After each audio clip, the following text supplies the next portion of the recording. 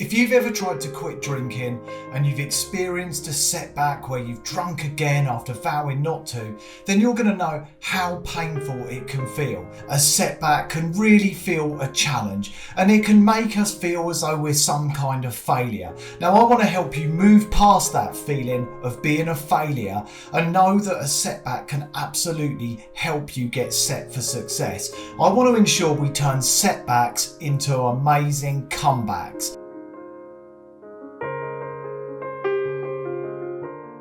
Now let's talk about setbacks in sobriety and find out what you can do to ensure you keep yourself safe from having a setback, and what to do if you do have a setback and how to overcome it. Now, I firmly believe that setbacks happen when we move into the irrational version of ourselves. Has the rational version of you ever taken a drink after you've decided to quit? What happens is we move from the rational version of us to the irrational. And I like to think of it as though our brain has gone offline for a short period of time, like when a computer crashes and it needs a restart. Many of the people who I coach and work with through my sobriety coaching describe this experience, and I've been through it myself.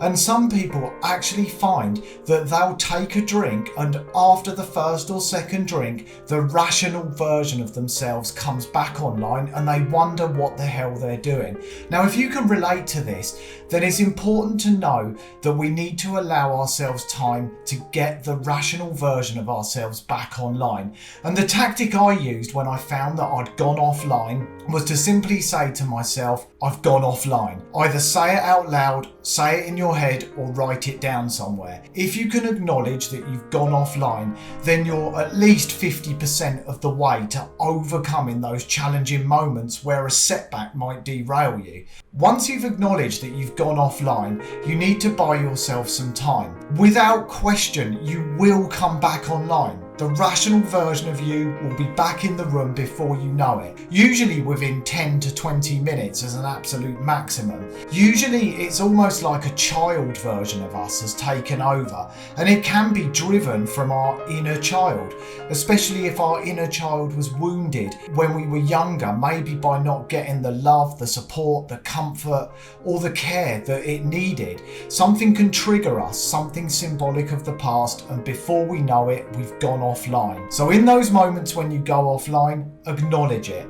Then all you need to do after you've acknowledged it is to buy yourself some time, and just like you would do with a child who has gone offline, you probably would give them a time out. You'd just take some time out, and maybe you need to give yourself 30 minutes or an hour. And a great tactic that you can use in those moments is to say to yourself, I'm not saying I'm not going to drink, but I'm not going to drink for the next 60 minutes and then I'll make a decision. Chances are that within those 60 minutes, the rational version of you will have come back online again. You will have calmed down, you'll be feeling a lot better, you'll be getting clarity, and you'll be feeling like you can make proper decisions that serve you in a positive way. Buy yourself some time, and if you don't try this, you're never going to know. I'm confident this will work for you, and it's absolutely ideal for anybody who's experienced a setback in the past and doesn't want another one. So try that. See if you can get yourself back online. If you're getting close to 60 minutes and you still feel like drinking,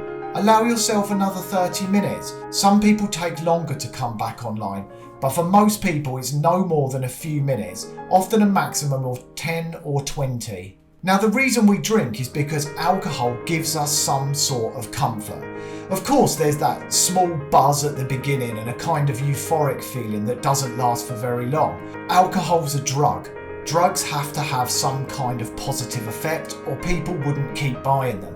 But after that, all the negative effects start kicking in and it's an absolute downhill journey.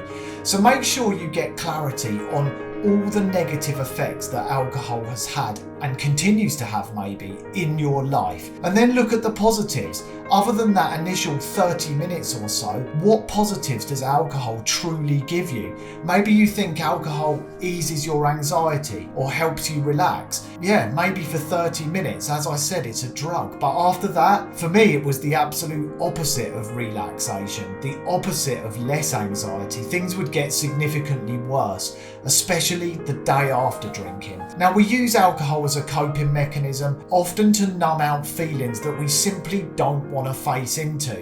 And when I talk about this, people often can't feel those feelings. They don't know what I'm talking about. And the reason is because these feelings are so deep within us, so deeply embedded in our subconscious that we have no clarity of them. We've never looked at them, we've hidden them, denied them, repressed them, and we never ever look. So it can feel a bit like an itch that needs to be scratched. We don't really know what it is, but it's those uncomfortable feelings beginning to get a little bit close to the surface. When it feels too close for comfort, that's when we turn to a coping mechanism. Now, a great strategy is to find other coping mechanisms that give you a similar outcome. Now, of course, nothing's going to give you the same outcome as alcohol, and actually, would you really want that when you consider the negative effects? But if you can identify what it is you really need in that moment, and believe me, it's not alcohol, then you can turn to a healthy coping mechanism that adds something positive to your life. So for example,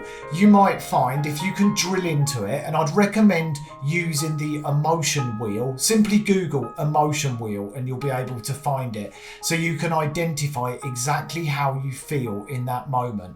And let's say you feel lonely, and that is the itch that needs to be scratched. What you need is the opposite. So once you've found how you really feel in that moment where you're craving a drink, seek out the opposite. Just ask yourself what the opposite is. So if you're feeling lonely, the opposite is connection. Maybe you're feeling unloved. Well, the opposite is to feel loved and wanted.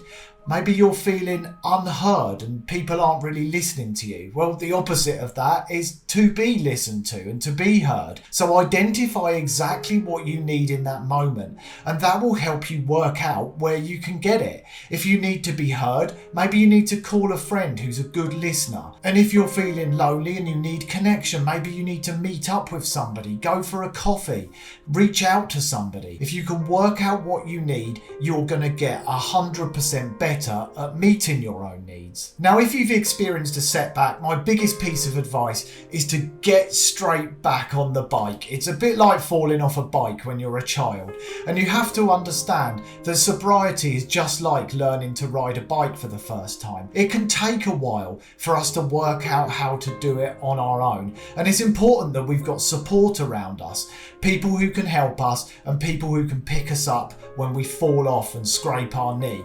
But you need to know that this won't last forever.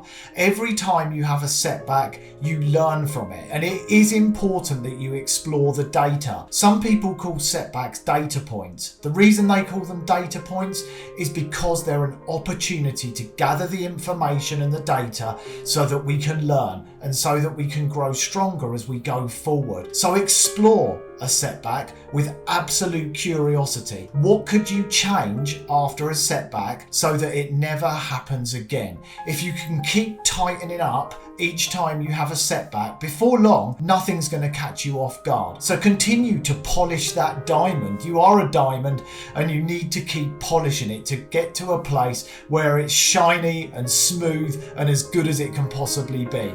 But don't expect yourself to be perfect at this the first time round. Just like any new skill, just like riding a bike, it's going to take a bit of practice, and setbacks are almost inevitable. I had countless day ones, and I can remember crying in my wife's arms on a day 2 when I just couldn't face the prospect of not drinking for 2 days in a row. It was only when I got to work on my mindset and really got motivated and excited, because I knew that the sober community was something that was so much bigger than me and something that I really, really wanted to be part of.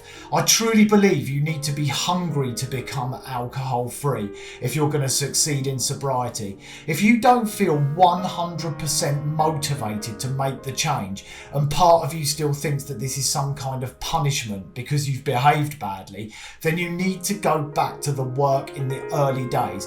But it's important to get to a place where you really feel 100% hungry to make that change. The more motivated you are to do something, the more likely you are you're going to do it. So getting that motivation and mindset right is absolutely fundamental.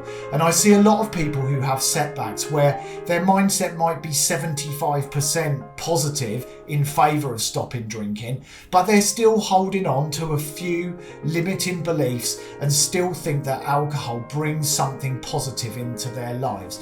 The more we can work on that, the more we can get the truth around those beliefs, the quicker we're going to move through this. You can look at some of my other videos on my YouTube channel that will walk you through the process of exploring your beliefs, breaking them down and creating new, healthy and powerful beliefs that are no longer going to hold you back in your life. I also recommend creating a setback prevention plan. If you've experienced a setback, you'll know how horrible they feel. I don't want that to happen again for you. So create a plan. It can help to make a timetable for the 7 days ahead. Notice the times when you're more likely to drink. For most people, that can be late afternoon or into the evening. That was absolutely the case for me. If you can create a timetable, you can fill it with activities and healthy hobbies in the times when you might be triggered to drink. If you know that you can feel lonely or you're more likely to drink when you're home alone, take steps to plan ahead so that you're not going to put yourself in a place where you're going to be exposed to having a setback. Our environment can play a huge part in our success in sobriety. If you've left half empty bottles of wine around the house, then there's a temptation. Every time you see that, you have to make a decision. If you throw those out or pour them down the sink, then you've taken the temptation out of your own way. And if you know that you might be tempted to go to the shop to buy alcohol, maybe for a period of time you want to give your debit or credit cards to your partner so you can't do it, or switch off Apple Pay on your phone so you can't use your phone to pay. Whatever you need to do, put healthy boundaries in place for yourself so that you keep yourself protected. If you're serious about quitting, you won't leave any loopholes that you can get yourself through. Make them robust. Before you know it, after just a week, you're going to be feeling more mentally resilient and capable. You're going to be feeling 60 to 70% more motivated and energized. After the second and third week, you're going to be feeling like it's getting easier. And after a month to 6 weeks, it starts to become second nature. You might still have the odd craving. Your emotions might still be a little bit unbalanced, but overall you're going to find yourself in a great place. The toughest part of this is at the start. If you can get past the first week or two, you're going to find everything gets so much easier. The first week or two is the most painful and challenging part of quitting drinking. Don't keep doing it over and over and over again. It gets so much easier. Go through the pain one more time and then it starts to get easier. Just grit your teeth, dig your heels in and go through it, and then start enjoying the good stuff. And remind yourself of this. Every time you start to feel a craving come up or it starts to feel difficult, have some tactics. Look at your plan. Get your timetable out. Know that you can have alcohol-free drinks if they work for you. Show up and do your work each day. Maybe that's listening to podcasts, watching videos like this, or if you're in my program, you can work through the online lessons each day so that you've got some level of learning and you're continuing to grow. No matter what, make sure you get yourself set for success when it comes to setbacks. They don't mean failure. Everybody almost experiences them. I had plenty, and most of the people I know and the people I've worked with also had plenty before they became able to stop drinking for good. So do not beat yourself up about this. And I'd love to hear in the comments below how you've handled setbacks, how you've turned setbacks into comebacks and how you've bounced back from them. And if you've had a setback recently, I hope this video helps you and motivates you and inspires you to keep working on yourself, because you will get there.